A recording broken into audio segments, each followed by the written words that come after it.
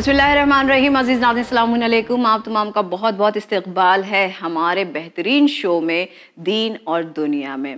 नाज़रीन, इंसान कामयाबी का तलबगार है, कामयाबी हासिल करने के लिए तगोदूद करता है, भाग दौड़ करता है, मेहनत व मुशक्क़त करता है, लेकिन फिर आखिर क्या वजह है कि कुरान मजीद की वल अस्र की आयत में खुदा इरशाद फरमाता है कि इंसान खसारे में है, यानी नुकसान में है। क्या वो इंसान जो कि दीन इस्लाम पर यकीन रखते हैं, रसूलुल्लाह सल्लल्लाहु अलैहि वसल्लम पर ईमान रखते हैं, अल्लाह पर ईमान रखते हैं, मोमिन कहलाते हैं, क्या आखिर मोमिन भी खसारे में है? इन्हीं बातों को और भी ज़्यादा समझने के लिए, बेहतरीन तरीके से समझने के लिए आज हमने अपने इस प्रोग्राम में मदऊ किया है हमारी मेहमान खुसूसी खाहर अज़मी साहिबा को। तो आइए सबसे पहले इनका इस्तकबाल करें, फिर अपने इस प्रोग्राम का आगाज़ करें। अस्सलामु अलैकुम। वालेकुम अस्सलाम व रहमतुल्लाह। खाहर, जैसे कि हमने कहा कि मोमिन हमारी जो समझ में है कि जो अल्लाह पर यकीन रखता है, उसके रसूल पर यकीन रखता है, दीन इस्लाम पर यकीन रखता है, इसे कहते हैं। लेकिन दरअसल मोमिन की आप क्या वजाहत करेंगी, क्या डेफिनेशन है? औज़ु बिल्लाहि मिनश शैतानिर रजीम, बिस्मिल्लाहिर रहमानिर रहीम। मौलाए कायनात हज़रत अली इब्न अबी तालिब अलैहिस्सलातु वस्सलाम इरशाद फरमाते हैं कि मोमिन वो है जिसकी मोहब्बत खुदा के लिए हो, जिसकी दुश्मनी खुदा के लिए हो, जिसका लेना देना खुदा के लिए हो। अच्छा। यानी कि अगर किसी चीज़ से मोहब्बत करता है तो खुदा के लिए, अगर किसी चीज़ से अपने आप को दूर कर रहा है तो खुदा के लिए, जो भी लेन देन कर रहा है वो भी खुदा के लिए। यानी ये मोमिन की असल निशानी जो बयान की जा रही है। अब देखें, इसमें तमाम चीज़ें हम समझें, अगर गौर करें तो इंक्लूड हैं। किस तरह से कि इंसान इस दुनिया में जो भी अमल कर रहा है, मिसाल हम इबादत की ले लें। अगर हम नमाज़ पढ़ते हैं तो क्यों पढ़ रहे हैं? भाई खुदा के लिए पढ़ रहे हैं। हम सदका खैरात दे रहे हैं, क्यों दे रहे हैं? खुदा के लिए दे रहे हैं। हम बुरे कामों से ख़ुद को बचा रहे हैं, क्यों? क्योंकि खुदा नहीं पसंद करता, खुदा को राज़ी करने के लिए, यानी खुदा के लिए। हमारा जो भी लेन देन होता है उसमें भी हम ख्याल रखते हैं कि खुदा ने जिस तरह से हुक्म दिया है उस एतबार से उन चीज़ों को अंजाम दिया जाए। यानी अगर हमारी हर एक काम में हम खुदा को जो है निगाह में रखते हैं, उसके एतबार से जो काम कर रहे हैं, ये मोमिन की एक अलामत है, मोमिन की निशानी बयान की गई है। जैसे हम इस दुनिया में ही मिसाल देख लें कि जब भी कोई काम करने का दिल चाहता है, हम एक बार खुद से सवाल करें, देखिए मोमिन की ये निशानी है। और जो मोमिन नहीं है वो क्या करता है? वो किसी भी काम को करने के लिए जल्दबाजी करता है, बगैर सोचे समझे काम को करता है, अंजाम देता है और उसके बाद कई नुकसानात भी उठाता है। लेकिन मोमिन की ये निशानी है कि वो काम करने से पहले गौर व फिक्र करता है और सोचता है मैं ये काम जो करने जा रहा हूँ या जा रही हूँ, क्या इसको खुदा पसंद करेगा? क्या परवरदिगार आलम इससे राज़ी होगा? अब उसे सवाल जब खुद से किया, जवाब भी उसे मिल जाएगा। मिसाल के तौर पर अगर किसी हराम तरीके से रिस्क हासिल करने के लिए ख़ुद को उसने आमादा किया है, लेकिन तभी उसने कहा क्या खुदा मेरे इस तरह से रिस्क हासिल करने के लिए राज़ी होगा? या मैं किसी का हक मार कर जो दौलत लेना चाहती हूँ या लेना चाहता हूं, तो क्या इससे परवरदिगार आलम राजी होगा? क्या इस चीज को अल्लाह पसंद करेगा? जवाब मिलेगा बिल्कुल नहीं। तो अब वहीं पर इंसान जब खुद को रोक लेता है, ये मोमिन की निशानी है। जो मोमिन नहीं है, जिसके पास ईमान नहीं, वो कहेगा कोई मसला नहीं, पूरी दुनिया तो कर रही है, एक हमने अगर ये कर लिया तो क्या खराबी है जी। ये अक्सर खुद को समझाने के लिए कह दिया जाता है। तो ये चीजें, अब देखिए जो मोमिन होगा, खुदा की रजा के लिए काम करता है, वो खुदा नाराज ना हो जाए इसके लिए गौर व फिक्र करता है, तो अब उसकी बहुत सी निशानियां फिर उसके वजूद में जाहिर होती हैं। मौलाए कायनात बड़ी खूबसूरती के साथ उन निशानियों का तज़किरा करते हैं। आप बयान फरमाते हैं कि मोमिन की खुशी उसके चेहरे पर और गम उसके दिल में होता है। अब देखिए निशानियां भी बयान की जा रही हैं। खुशी चेहरे पर और गम दिल में होता यानी वो अपने गम का इजहार हर एक से नहीं करता, मुझे ये तकलीफ है मैं उनसे बताऊं उनसे बताऊं, नहीं, बल्कि वो इस बात पर गौर करता है मोमिन कि भाई मासूमीन ने ये बताया है कि जब हम अपने गमों का तज़किरा लोगों से करते हैं तो जो हमारा दुश्मन है वो खुश होता है, रवायतों में जिक्र किया गया, और जो हमारा दोस्त है वो परेशान होगा, वो मग़मूम होगा। तो हम अपनी उस परेशानी को उससे बयान करें जो उन मुश्किलात और परेशानियों को हल करने की ताकत और क़ुव्वत रखता है, वाक़ईन अगर वाक़ईन रखता है। तो मोमिन की ये निशानी है कि वो अपने चेहरे से खुशी का इजहार करता है और गम उसके दिल में मौजूद होता है, वो दिल से उस गम को जाहिर लोगों के सामने नहीं करता। फिर मोमिन की एक निशानी ये भी मौला अली बयान फरमाते हैं कि मोमिन का दिल बड़ा होता है, यानी वो छोटे दिल वाला नहीं होता कि बस सोचे नहीं ये चीज़ दे देंगे तो हमारा ये नुकसान हो जाएगा, बल्कि उसका दिल बड़ा होता है। خود کو وہ حقیر سمجھتا ہے, معمولی سمجھتا ہے. میں کسی پوسٹ پر آج ہوں, یا مجھے بہت اللہ نے علم سے نوازا یا بڑی نعمتیں دے دیں تو اب میں مغرور ہو جاؤں. نہیں, اپنے آپ کو مومن حقیر سمجھتا ہے کہ خدا نے اگر دیا, وہ چاہے تو ایک لمحے میں بھی, ایک لمحہ بھی بہت کم ہے, بلکہ وہ فقط کہہ دے اور وہ تمام چیزیں انسان سے دور ہو سکتی ہیں. تو لہٰذا مومن خود کو حقیر سمجھتا ہے, ریاکاری دکھاوا نہیں کرتا. مومن زیادہ تر خاموش رہتا ہے اور اس کا وقت مشغول رہتا ہے, وہ اپنے آپ کو بزی رکھتا ہے کاموں میں. یہ مومن کی نشانی ہے, وقت کو وہ برباد نہیں کرتا ہے اور بیہودہ کاموں میں وقت کو برباد نہیں کرتا. صبر اور شکر سے مومن کام لیتا ہے, یہ بھی مومن کی نشانی ہے. اور کسی سے بے وجہ اپنی حاجت بیان نہیں کرتا, اور نرم مزاج ہوتا ہے, اس کے مزاج میں نرمی ہوتی ہے, یعنی بات کرتا ہے, ہمبل ہوتا ہے, وہ لوگوں کے ساتھ پولائٹ ہوتا ہے. مشکل وقت میں ثابت قدم رکھتا ہے, واویلا نہیں کرتا مشکلوں پر. گناہ سے منہ موڑ لیتا ہے, اور اگر گناہ ہو بھی جاتے ہیں تو توبہ اور استغفار کا سہارا لیتا ہے. یہ مومن کی تمام نشانیاں ہیں جو امام علی علیہ السلام نے بیان فرمائی. ہم نے یہ بھی سنا ہے کہ آخرت جو ہے وہ مومن کے لیے ہے, دنیا جو ہے وہ مومن کے لیے نہیں ہے. تو کیا واقعاً مومن یہاں پر جو بھی پوزیشن پہ ہیں وہ مومن نہیں ہو سکتے, یا مومن جو ہے اسے پوزیشن نہیں مل سکتی ہے دنیا میں, ایسا کچھ بھی ہے؟ دیکھیے, مومن کے لیے آخرت میں تو بہترین جزا پروردگار عالم نے یقیناً رکھی ہے, اور بہترین ٹھکانہ مومن کے لیے وہی ہے. اور مومن کے لیے کہا ہی گیا ہے کہ دنیا مومن کے لیے قید خانہ ہے. اور قید خانے میں کیوں کہا گیا, مثال دی گئی کیونکہ دیکھیے قید خانہ یا جیل کہ جہاں پر انسان کی زندگی کے لیے جو ضرورت ہوتی ہے چیزوں کی, وہ ہر ایک چیزیں وہاں پر دستیاب نہیں ہوتی, بہت لیمیٹڈ چیزیں اسے ملتی ہیں. تو مومن کا دائرہ بہت اللہ نے وسیع رکھا ہے. خداوند عالم مومن کو بہت کچھ دینا چاہتا ہے, اور دنیا میں جتنی چیزیں مل رہی ہیں یہ تو بڑی معمولی سی ہیں.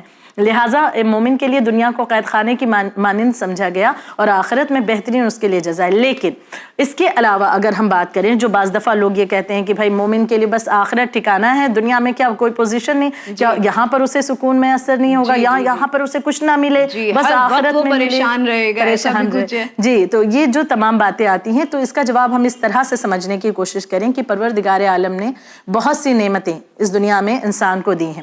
کچھ نعمتیں ایسی ہیں جو بغیر مانگے ہمیں ملی ہیں. مثال کے طور پر زندگی کا ملنا, صحت کا ملنا, یہ تمام چیزیں بغیر مانگے پروردگار عالم نے ہمیں دی. ہم نے کیا کہا تھا کہ اللہ میاں ہمیں پیدا کر دے؟ نہیں, خداوند عالم چاہتا تھا, اس لیے اس نے ہمیں خلق کیا. کیا ہم نے کہا تھا خداوند عالم ہمیں صحت مند رکھنا؟ پروردگار عالم کی عطا ہے کہ اس نے ہمیں ہیلتھ عطا کی ہے. تو لہٰذا یہ بغیر مانگے نعمت مل گئی. لیکن کچھ نعمتیں ایسی ہیں جو ایمان کی وجہ سے پروردگار عالم ہمیں عطا فرماتا ہے. مثال کے طور پر علم کا حاصل ہونا, یعنی علم وہ نعمت ہے جو انسان کے ایمان کی وجہ سے. اور اچھا دیکھیے, اس میں ہم یہ نہ سمجھیں کہ بہت سے دنیا میں ایسے ہیں جو مطلب مسلمان بھی نہیں ہیں, ان کے پاس بہت علم ہے. تو یہاں پر علم در اصل وہ علم ہے جو انسان کو دنیا سے آخرت تک کے تمام فائدے دے رہا ہوتا ہے. تو اگر علم ہے, یقیناً وہ مکمل علم ہے. لیکن کوئی علم جو اس دنیا میں 4 پیسے کمانے کا ذریعہ تو بن جائے, لیکن اس کے ذریعے انسان کے وجود میں تبدیلی نہ آئے, یا وہ آخرت میں اپنے لیے کوئی اچھا ٹھکانہ نہیں بنا سکتا ہے, تو ایسا علم کیسے کمپلیٹ ہو سکتا ہے؟ یہ کس طرح سے اسے پوری طرح فائدہ پہنچا سکتا ہے؟ تو لہٰذا وہ نعمتیں جو ایمان کی وجہ سے اللہ دیتا ہے, جیسے کہ عزت ہے اور جیسے کہ علم ہے. اس حوالے سے میں آپ کے سامنے روایت پیش کرتی چلوں کہ امام محمد باقر علیہ السلام بیان فرماتے ہیں کہ خدا مومن کو 3 خوبیوں سے نوازتا ہے. پہلی چیز عالمین کے دلوں میں رعب, دوسرے آخرت میں کامیابی, جیسے کہ آپ کا سوال تھا وہ تو یقیناً ملے گی, اور تیسری چیز دین و دنیا میں عزت. اچھا, دین و دنیا میں یہ عزت کا ملنا. آج اگر بہت سے ایسے افراد دیکھیں ہمارے ذہنوں میں بھی ہوں گے کہ جو بہت دولت مند نہیں ہیں, بہت مالدار نہیں ہیں, لیکن انہوں نے عزت بہت کمائی اس دنیا میں. جی, مخلص ہیں, اور لوگ ان کا بہت احترام کرتے ہیں, لوگ انہیں عزت دیتے ہیں اس بنا پر نہیں کہ ان کے پاس دولت ہے. کسی کی دولت, کسی کی پوزیشن, پاور دیکھ کر کے اسے عزت دینا, دراصل وہ عزت ہے نہیں, یہ تو ایک خوف ہے نا انسان کا, کہ وہ اس خوف یا اس لالچ کی وجہ سے اسے عزت دے رہا ہے. جو چیز اس کے پاس دولت مثلاً ہے یا پاور اقتدار ہے, تو انسان سوچ رہا ہے کہیں اس پاور اقتدار کا استعمال ہمارے خلاف نہ ہو جائے, اس لیے عزت. تو یہ خوف ہو گیا. دولت کو دیکھ کر کے اگر عزت کی جا رہی تو یہ لالچ کی بنا پر ہو رہی ہے. لیکن ایک مخلصانہ جو عزت کسی کو دی جاتی ہے, وہ پروردگار عالم کی طرف سے ایک بہترین عطا ہے, بہترین نعمت ہے, اور یہ فقط اسی کو ملتی ہے جو مومن ہوتا ہے. مومن ہی عزت کے قابل اس دنیا میں ہے.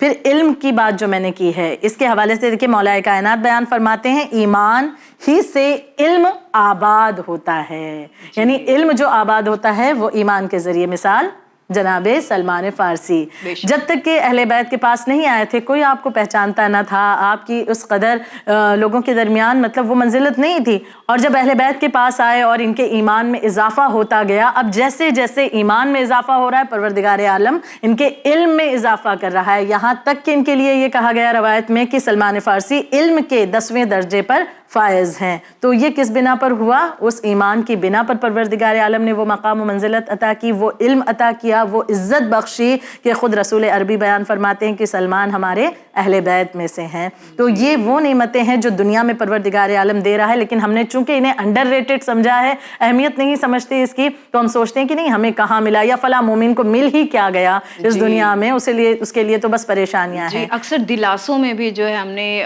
دیتے ہوئے لوگوں کو سنا ہے کہ بھائی مومن جو ہے دنیا کے لیے نہیں ہے, یا دنیا جو ہے مومن کے لیے نہیں ہے, آپ پریشان نہ ہو, یہ آپ کا ایمان ہے. لیکن آپ نے بتایا کہ دنیا میں بھی خدا بند عالم جو ہے یہ 3 نعمتیں اسے عطا کر رہا ہے. بے شک. جی جی جی.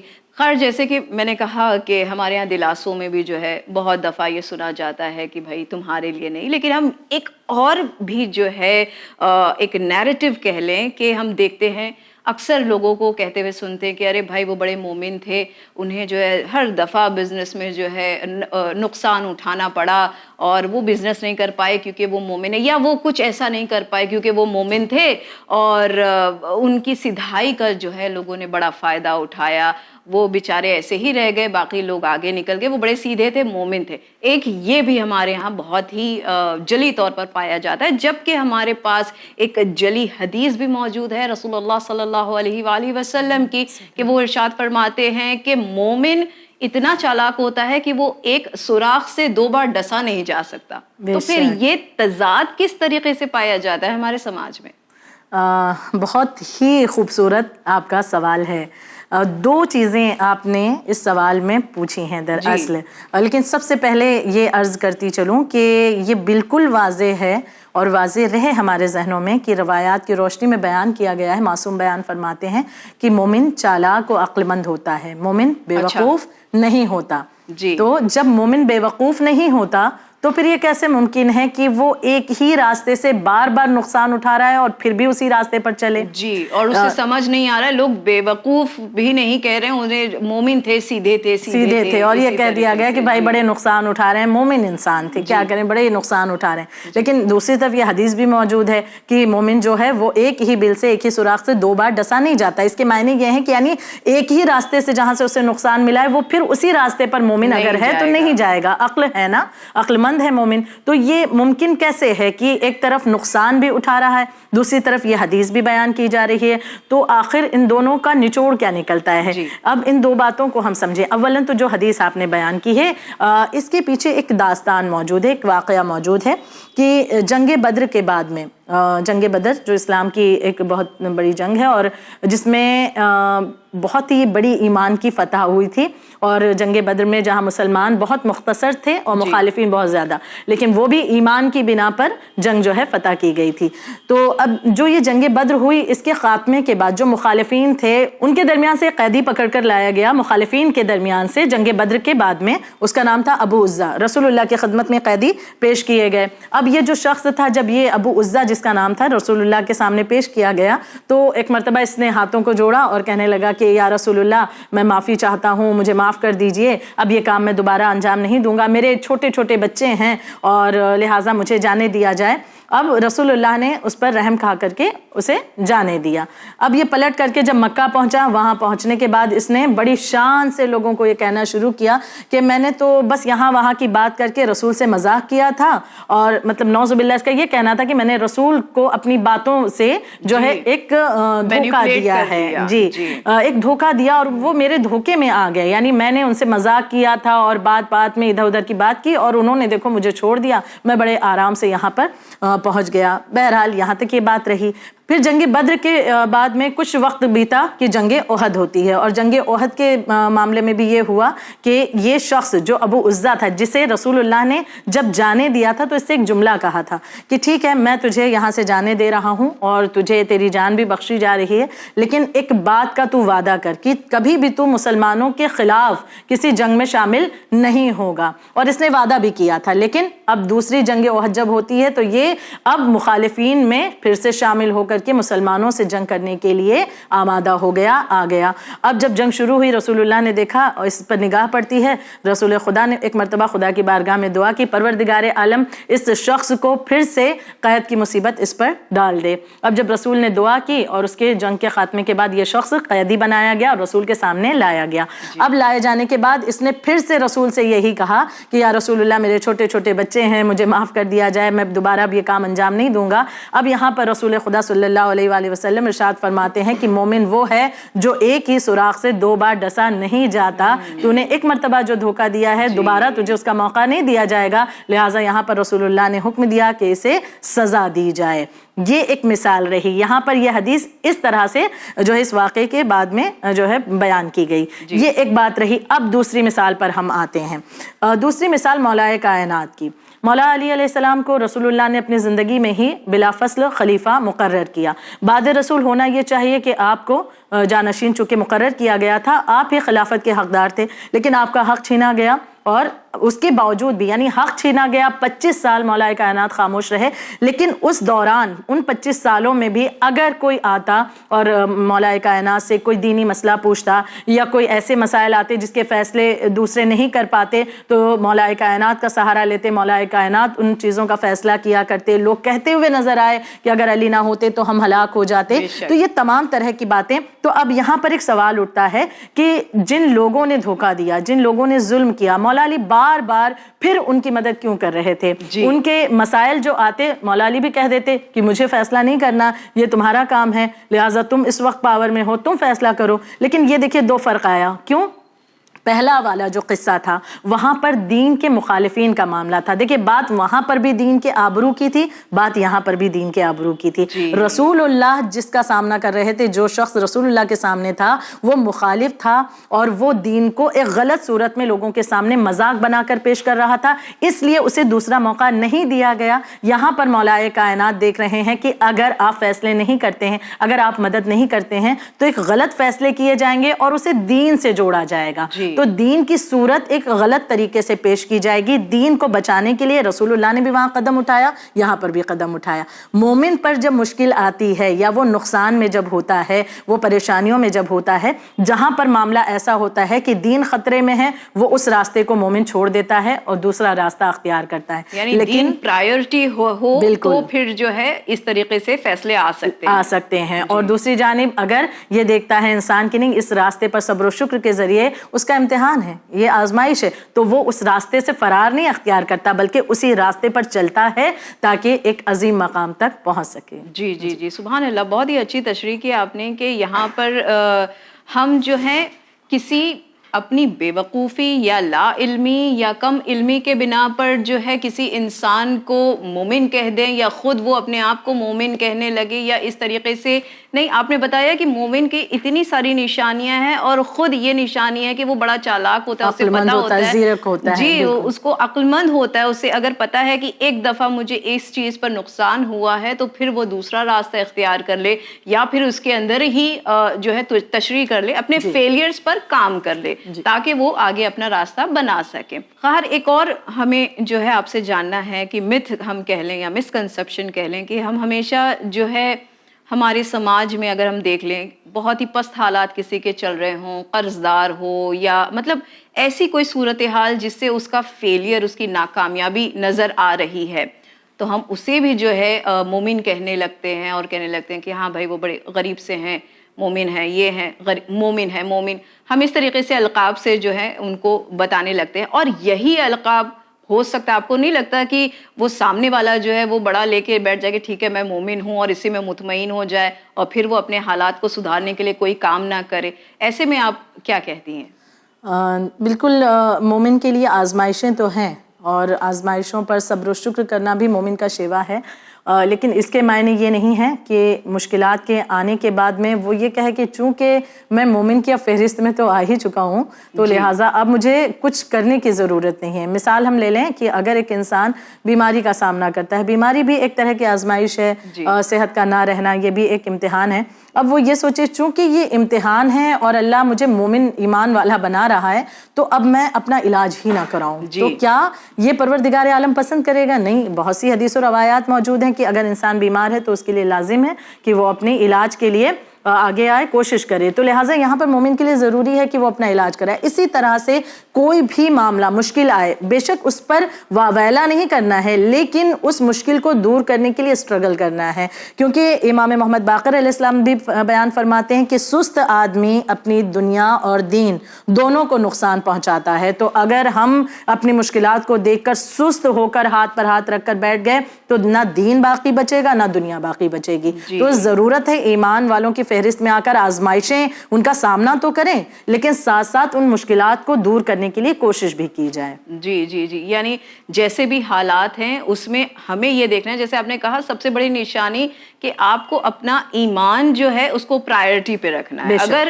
غربت سے یا کسی طریقے سے ناکامیابی کی وجہ سے آپ کے اندر اگر ناشکرہ پنا آتے جا رہا ہے لیکن دنیا کو دکھ رہا ہے کہ آپ بڑے مومن ہیں لیکن آپ جو ہے آپ کو پتہ ہے کہ رابطہ ہمارا ختم ہو گیا ہے, تو ایسے میں لازم یہ ہے کہ آپ حلال وے سے حلال طریقوں سے جو ہے اپنی ضروریات کو خود جو ہے مہیا کریں, نہ کہ اس طریقے کے القاب کو لے کر اپنے آپ کو جو ہے کسی خوش فہمی میں یا ڈیلیوژن میں جو ہے اپنے آپ کو رکھیں.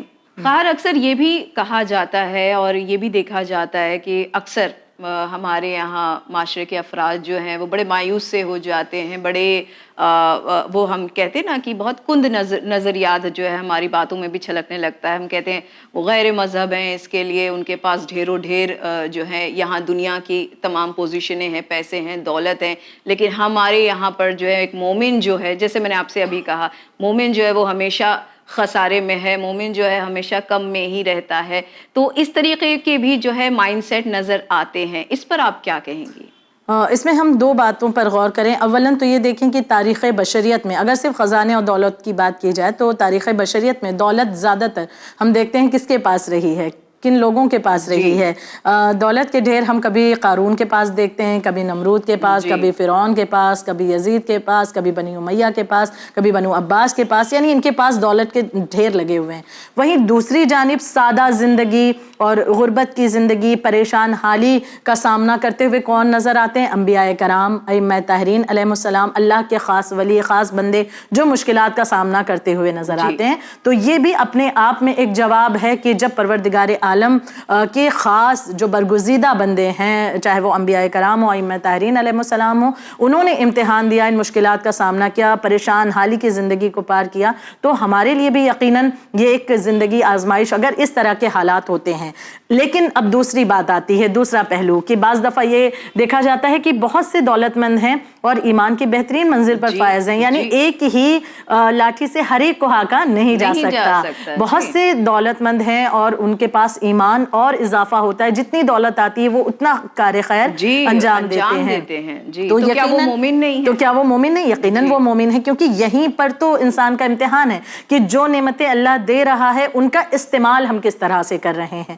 اگر صحت ملنے کے بعد شکر کر رہے ہیں تو یہ نعمت کا واقعاً ایک ہم نے پروردگار عالم کا شکریہ ادا کیا اس نعمت پر, لیکن نعمت کے ملنے کے بعد بجائے شکر کے ہم مغرور ہو جائیں تو یہ کفرانی نعمت ہوا, اور پھر اس کے بعد وہ نعمت بھی باقی نہیں رہتی. تو اگر دولت آ جائے اور انسان کے ایمان میں اور اضافہ ہوتا ہے, وہ کار خیر اور انجام دیتا ہے, تو یہ بھی ایک بہترین علامت ہے. تو طرز عمل دیکھنا ہوگا, نہ صرف یہ کہ دولت کے اعتبار سے, بلکہ اس دولت یا خزانہ یا پاور, اقتدار, اسٹیٹس, پوزیشن آنے کے بعد طرز عمل کیا ہوتا ہے, وہ بتائے گا عمل انسان کا کہ وہ ایمان کی فہرست میں آتا ہے یا ایمان سے خارج ہوتا ہے. جی بہت بہترین آپ نے جو ہے یہاں پر ہمیں جوابات دیے خواہر, اور ہمیں اور ہمارے ناظرین کے بھی علم میں اضافہ ہوا, خاص کر کے جو لفظ مومن کو لے کر جو ہمارے یہاں پر کئی طرح کی باتیں دیکھی جاتی ہیں. اکثر جو کہ خدا نے جو ہے اس کا درجہ یہاں رکھا ہوا تھا. ہم جو ہے اس کے جو مسکنسیپشن کو لے کے جو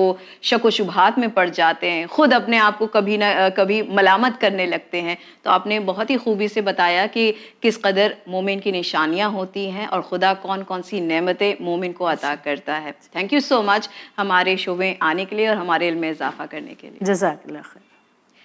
ناظرین, امید کرتے ہیں کہ آپ نے ہمارے اس پروگرام سے بہت زیادہ بھی اور بہت کم بھی اگر آپ نے سمجھا ہوگا تو آپ نے آج مومن کی ڈیفینیشن جان لی ہوگی, اور کس قدر جیسے خواہر نے بتایا کہ خدا جو ہے ہر کسی کو ہر ٹرائل ہر ٹیسٹ سے گزارتا ہے, لیکن یہ آپ پر ہے, یہ آپ کے اپنے خدا کے ساتھ ریلیشن پر ہے کہ آپ کس طریقے سے ان ٹرائلز کو دیکھتے ہیں اور کس قدر اپنے آپ کو اور اپنے ایمان کو کون سے درجے پر لے جاتے ہیں. امید کرتے ہیں کہ آپ کو ہمارے پروگرام پسند آیا ہوگا. اسی امید کے ساتھ ہمیں دیجیے اجازت, پر بنے رہیے چینل ون کے ساتھ. پیغام انسانیت. شکریہ. خدا حافظ.